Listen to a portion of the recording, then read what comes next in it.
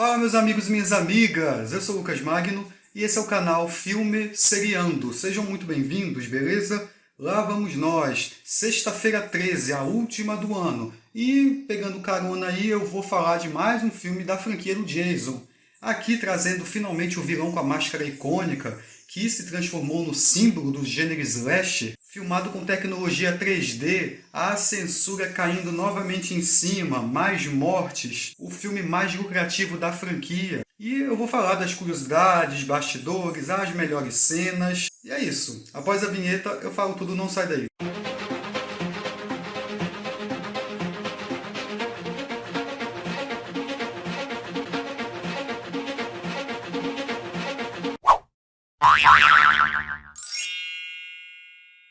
Friday the 13th, Part 3, ou Sexta-feira 13, Parte 3, de 1982. A direção volta para o Steve Miner. O Frank Mancuso Jr. volta para a produção executiva. O roteirista Ron Kurz foi convidado para escrever o roteiro, mas ele não quis. O Martin Kitrosser, ele trabalhou como supervisor de roteiro dos dois primeiros filmes. Foi contratado junto com a esposa, Carol Watson, para roteirizar o terceiro longa, completando o primeiro rascunho. Posteriormente, tanto o Miner quanto o Mancuso não gostaram muito do roteiro. Faltava algo. Aí o romancista Petru Popescu foi convidado para torná-lo mais sinistro e ameaçador. Esse Popescu é da Romênia. Ele chamou a atenção de Hollywood após ser premiado por um filme australiano chamado A Última Onda, de 77. Ele colaborou com Peter Weir. Apesar de cobrir os custos da produção, Sexta-feira 13, Parte 2 não correspondeu do jeito que o estúdio queria. E os fãs também não gostaram muito do estilo do filme. Mais uma vez, por conta da censura, que realmente as mortes são bem sem graça. As filmagens ocorreram em Santa Clarita, na Califórnia, e a produção contou com um orçamento de 2,2 milhões. O filme foi lançado originalmente em 3D, sendo o único filme da franquia a ser lançado nesse formato. E o primeiro da Paramount desde 1954. Ele arrecadou 36,7 milhões de dólares. Foi o primeiro a retirar o ET, o extraterrestre, o filme do Spielberg, do primeiro lugar de bilheteria. O segundo terror mais lucrativo do ano, atrás apenas de Poltergeist. Devido a essa novidade de lentes tridimensionais, o processo de filmagens foi mais longo. A equipe demorava horas para preparar uma única cena. O elenco realizava várias tomadas da mesma cena. Deve ter sido algo bem cansativo. Até que o diretor de fotografia capturasse o 3D. A intenção dos produtores era encerrar com uma trilogia. Os primeiros esboços se concentravam na personagem da Jeanne, do segundo filme. A Amy Steel não voltou. No segundo filme, no vídeo que eu fiz, eu explico melhor. O Miner queria uma história diferente, que representaria uma ruptura com outros longa-metragens da franquia Sexta-feira 13. Só que os produtores queriam manter a mesma fórmula. Porque deu certo com o primeiro, deu certo com o segundo, vamos manter a mesma coisa aqui. O próprio Miner dá entrevistas que desenvolveu por um tempo um roteiro tratando da Jeanne, que a trama poderia se passar numa instituição mental, ela tentando se recuperar, e explorava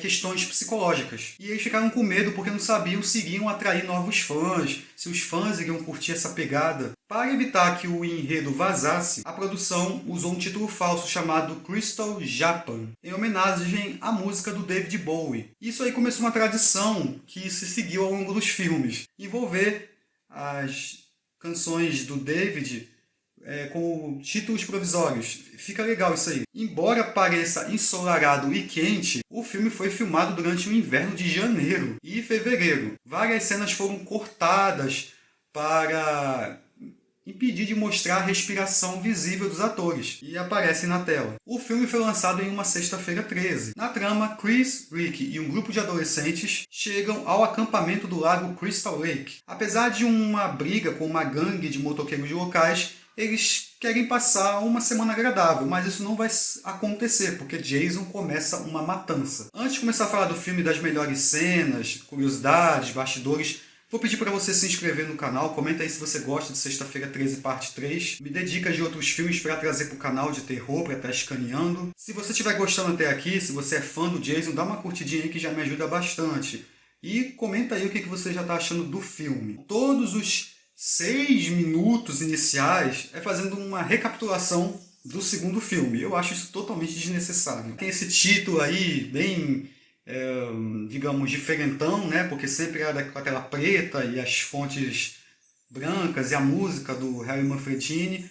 Aqui usaram isso por causa do efeito 3D. Aí mostra a Jean na cabana do Jason, vestindo o suéter da Pamela, depois acertando o facão nele e mostra a cabeça da Pamela na abertura. Este filme se passa logo após os eventos de Sexta-feira 13, parte 2, ou seja, é num sábado 14. As primeiras vítimas são um casal. Na televisão fala dos assassinatos que ocorreram no Crystal Lake e tem uma cena de uma cobra tão sem vergonha que, pelo amor de Deus, só para fazer o efeito 3D. O Howard tem um cutelo enfiado no peito e a mulher tem um ferro enfiado na cabeça, que nem a morte da Alice, no segundo filme. Steve Susskind e a Sherry Maugans foram selecionados como o casal que aparece, o Harold e a Edna. O Susskind foi indicado por um amigo e a Maugans surpreendeu durante os testes, justamente por não corresponder ao estereótipo que o roteiro pedia. Uma jovem colegial com compulsão alimentar, cheia de acne, com sobrepeso. Apesar disso, o Miner decidiu escalá-la. E para conseguir o papel, ela teve que se apresentar com bobs nos cabelos, sapatos ruins, roupão de banho e sem maquiagem. As gravações foram afetadas por diversos efeitos da natureza, incluindo uma chuva forte, neve e também o calor intenso. Durante os registros das cenas na marcenaria, começou a nevar tão forte na locação que o elenco e a equipe foram orientados a abandonar tudo, pois corriam o risco de ficarem presos no local durante dias. Tempestades frequentes também acabaram atrapalhando o cronograma das filmagens. Quando os jovens estão saindo aí da van, dá pra ver o microfone aparecendo, o reflexo. Conhecemos a nossa Final Girl, a Chris, interpretada por Dana Kimmel. Tem o casal transante da vez, igual no segundo, no primeiro filme. O Andy, interpretado por Jeffrey Rogers. A Debbie, interpretada por Tracy Savage. Inclusive, ela está grávida, mas isso não é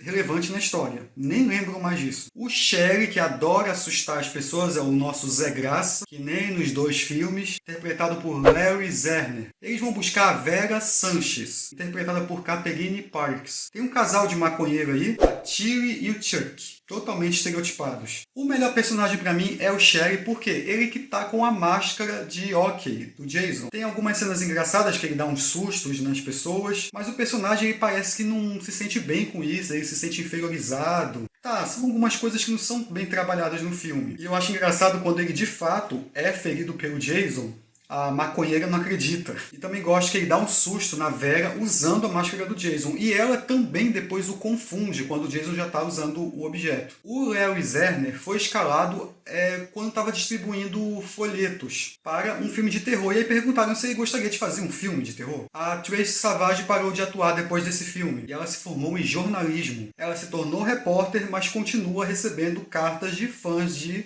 Sexta-feira 13. A Catherine Parks foi vice-campeã do Miss América de 1977. A Dana Kimmel era a integrante mais experiente na época do filme. Ela foi escalada para fazer a Chris Higgs, depois que os produtores gostaram do desempenho dela em um filme chamado Sweet 16, um filme de terror que ela contracenou com a Susan Strasberg. Antes ela apareceu num telefilme de suspense, Sacrifício à Meia-Noite, 1981. Ela revelou que foi levada ao diretor Miner e ao chegar em casa já se deparou com seu agente tratando das negociações. E ela nem conhecia a franquia, tá? Miner enviou para ela fitas dos 2 primeiros filmes, só para ela ter uma noção. Leu o roteiro durante 2 dias enquanto estava em casa e chegou ao local das filmagens quando ela já estava em andamento. A Chris tem um trauma que é muito mal explorado aqui. Não fica claro o que aconteceu, ela parece que foi atacada na floresta e é o Jason. Tem umas teorias de que houve uma violência sexual. Eu acho que isso não combina com ele. Eles encontram também um velho chamado Abel, interpretado por David Wiley, mas parece uma versão pobre do Crazy Ralph, lá do primeiro e segundo filme. Não tem relevância nenhuma, ele fica falando que os jovens vão morrer e mostra um olho para a câmera. Tem uma cena deletada, a Chris e o Rick, voltando para a cabana, encontrariam com o Abel. Existem fotos da produção, mas isso foi cortado do filme. Conhecemos também o Rick, par romântico dela, interpretado por Paul Kratka. Fica implícito no roteiro que o trauma dela a fez ficar com medo de homens. Tem esse diálogo dela falando com ele para ir com calma, a crítica dela ao Andy e a Debbie por só quererem fazer sexo. O que será que o Jason fez? Mas, como eu disse, isso não tem relevância. De acordo com o livro Crystal Lake Memories, esse encontro da Chris com o Jason foi planejado para ser mesmo um ataque sexual. A série deveria terminar com essa entrada. Os escritores queriam que o público ficasse satisfeito com a morte do Jason, argumentando que se ele fosse retratado como um estuprador, eles não teriam interesse em vê-lo voltar. Foi finalmente decidido que essa era uma direção muito sombria para o personagem, e esses elementos foram removidos do filme. No roteiro original, o personagem do Rick se chamaria Derek. Eles tiraram isso por causa da sílaba.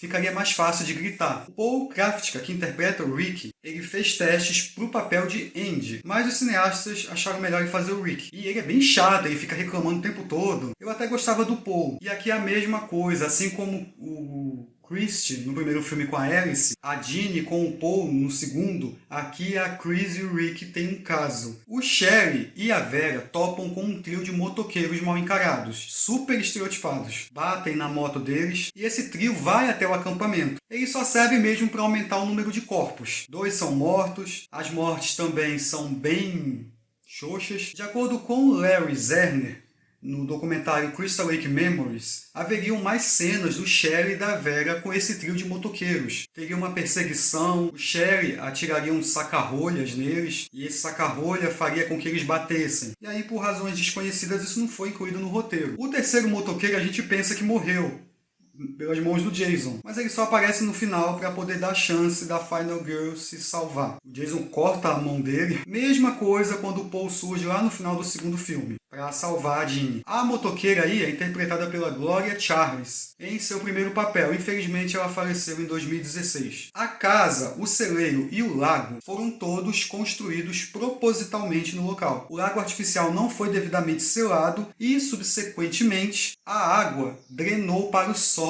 durante a primeira semana de filmagem. Por que eles decidiram fazer em 3D? Eles precisavam de um truque publicitário, agora que o público tinha entendido sua fórmula narrativa. E 2 meses após o lançamento da parte 2, uma comédia de faroestes em 3D da Espanha, chamada Comet at EA, arrecadou 12 milhões na época, principalmente por conta do uso do 3D. Como Sexta-feira 13 foi construída em torno de objetos cortantes que poderiam furar a tela, uma versão em 3D parecia algo natural. Só que por conta da escassez de cinemas em 3D, tinham salas selecionadas para a tecnologia. Mas isso não abalou não, porque foi uma das melhores arrecadações da franquia. Essa cena do Sherry e dos motociclistas precisou ser gravada várias vezes. Também tiveram cuidado com quais cores incluírem nos figurinos. Tudo tinha que ser iluminado o mais brilhante possível, que tiraria um pouco o tom de filme de terror. Levava horas para configurar as tomadas individuais, o que significa que os atores passavam a maior parte do tempo sentados esperando. É uma experiência comum no set para os atores? Sim, mas muito mais longa que o normal desta vez. E esse foco no 3D se espalhou para os atores. Inicialmente eles foram solicitados a aprender a usar uma bola de remo para uma sequência 3D planejada. Depois que isso foi descartado, eles procuraram qualquer maneira que fizesse com que os atores usassem objetos que saltassem da tela. O malabarismo que o Larry Zerner faz, ou jogando uma carteira direto na câmera, o outro ator jogando ioiô. E, de fato, esse era o objetivo, focar no 3D. Não precisava ter atuação, nem uma grande história. Falando na trilha sonora, continua aquela composição do Harry Manfredini. Ele também compôs as partituras dos 2 primeiros filmes da série. Entretanto, ele comentou que por estar ocupado trabalhando em um musical da Broadway na ocasião, a sua contribuição para Sexta-feira 13 parte 3 foi simbólica. A maior parte da trilha foi retirada de estoque, já existentes dos filmes anteriores. Ele só fez o básico e afirmou em entrevistas que nunca viu o filme inteiro. Jack Tiller, que foi o editor musical. O Jared Feio foi o diretor de fotografia. E ele acreditava nesse experimentalismo do 3D como diferencial para outros filmes de terror da época. Ele também trouxe momentos mais sombrios e cenas escuras e um estilo de câmera desgovernado para aumentar a tensão. Também ajudou a refinar e projetar variadas configurações de sistema de câmera,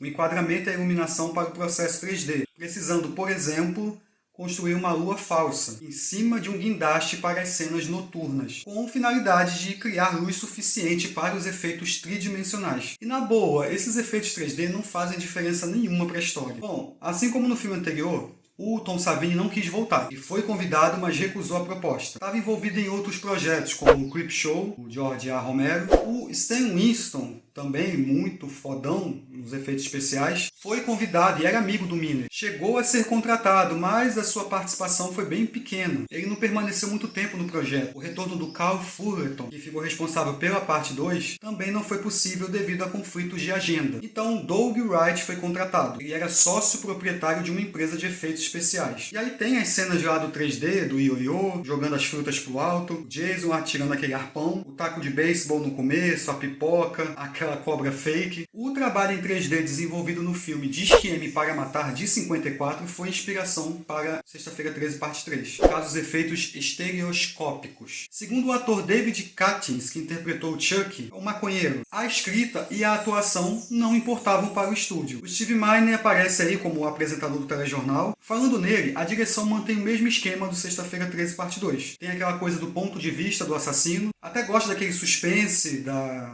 mulher e as roupas no varal. O maconheiro acende a lâmpada, o Jason aparece bem atrás dele. As cenas no celeiro e no final, ali durante o confronto. A produção incorporou um guindaste Loma, o que deu a Miner a capacidade de obter ângulos de câmeras elevados de perspectivas incomuns sem precisar erguer andames para obter a mesma cena. Não foi uma das situações mais fáceis de se trabalhar. O George Michael Brown, o técnico que supervisionava o guindaste, usava uma camisa com os dizeres "Eu odeio guindaste Loma", um ponto de vista que muita gente da equipe simpatizava. Inclusive, teve um caso durante as filmagens que esse guindaste, de cerca de 4 a 6 metros de trilhos, desabaram, quase matando alguém. Todo o trilho teve que ser reconstruído e a câmera foi danificada. Além disso, um estranho enxame de abelhas atrapalhou as gravações. Ali no cenário da fazenda, a produção teve que ser interrompida por 2 dias, até que viessem profissionais que limpassem ali, o enxame da cabana. Para o papel do Jason Voorhees, o Miner comentou que os produtores queriam alguém maior, mais forte e mais atlético que os intérpretes do antagonista do segundo filme. O ex-artista trapezista Richard Brooker foi escolhido devido ao tamanho. Ele tinha cerca de 1,90 m.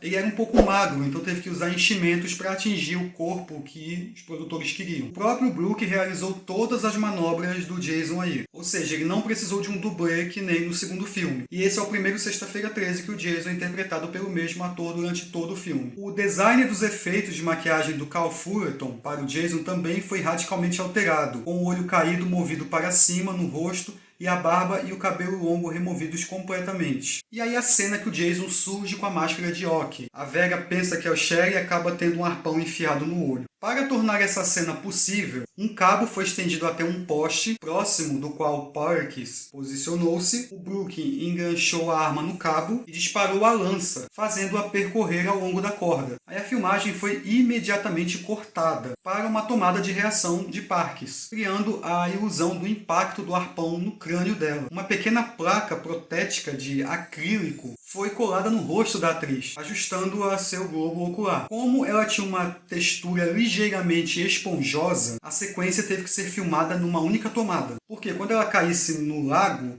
a peça iria molhar e se desmancharia. O Martin J. Sadoff, supervisor de efeitos 3D do filme, é o responsável por criar a máscara do Jason. Ele sempre carregava uma bolsa com ele, cheia de equipamentos de hóquei, porque ele era um ávido fã do esporte. Enquanto testava possíveis máscaras para o personagem, o Steve Miner adorou o visual. Aí fizeram as modificações e colocaram no vilão. A decisão da máscara foi porque o orçamento para fazer a maquiagem do Jason era muito caro. Bom, o casal transante ali tá na rede. A moça vai tomar um banho, mais uma vez uma referência à Psicose. O cara só anda plantando bananeira. Não sei porquê. Aí ele acaba sendo morto pelo Jason de uma maneira bem sinistra, a gente vê o corpo dele ali no alto. Já a Debbie tem uma faca atravessada no peito. Essa morte é parecida com a do Kevin Bacon no primeiro filme. Ela tá lendo ali uma revista chamada Fangoria e tem justamente um artigo sobre o Tom Savini, o responsável pelos efeitos práticos do primeiro filme. A Tracy Savage disse em entrevistas bem depois do lançamento do filme que se sentia muito desconfortável com essas cenas de sexo. Mas hoje ela olha para trás e lembra com carinho dos momentos ali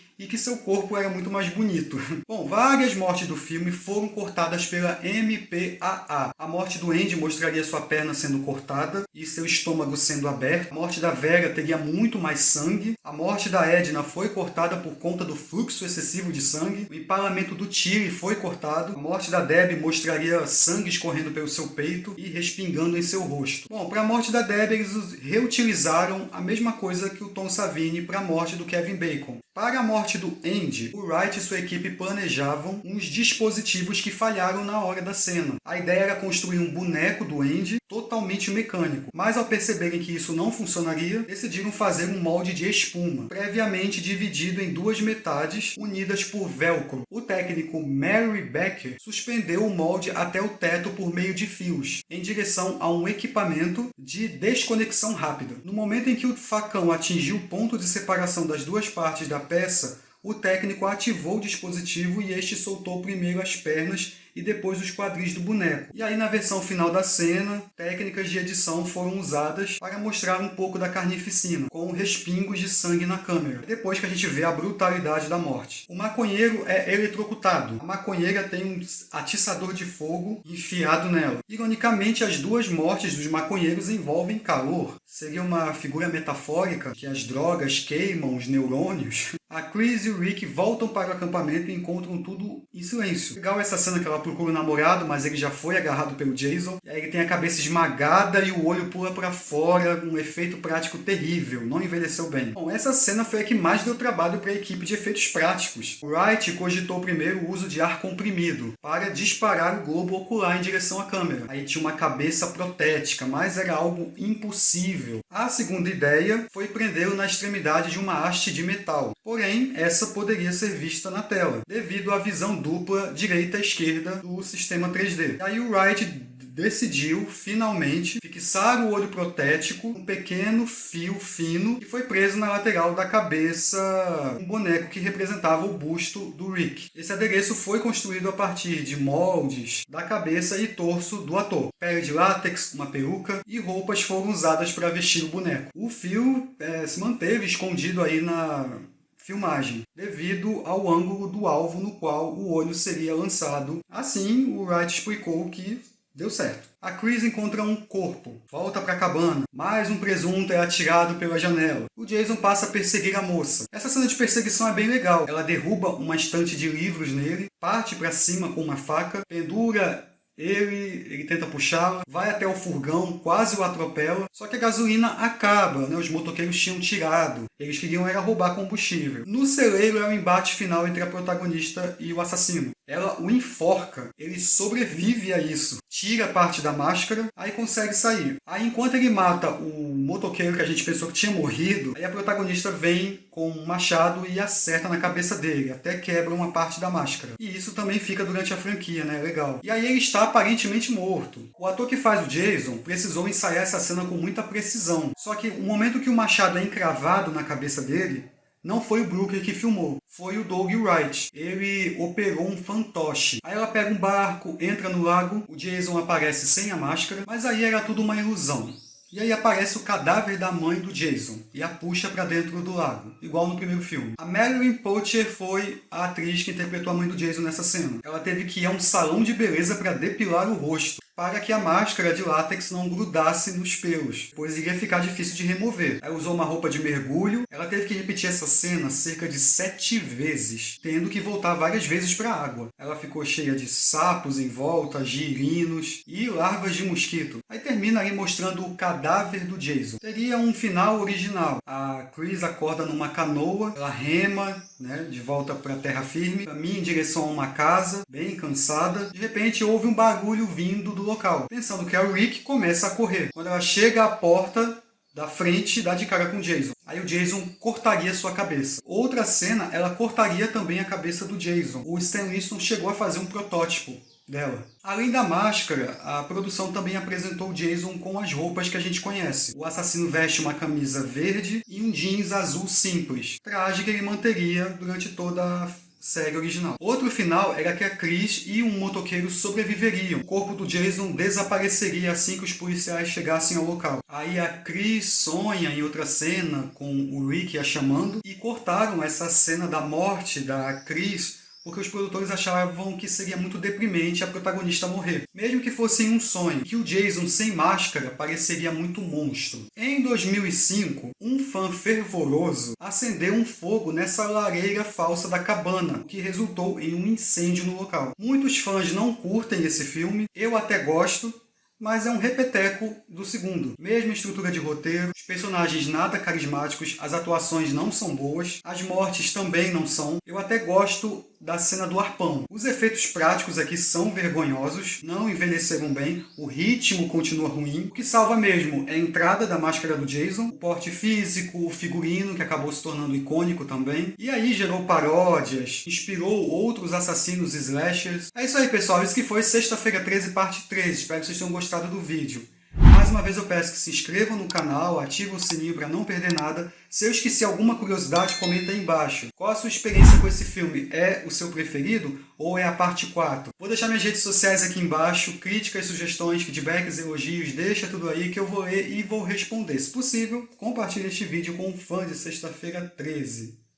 Mais dois aqui do lado, da parte 1 e parte 2. E é isso, a gente se vê numa próxima Sexta-feira 13. Um abraço. Fui. Tchau, tchau.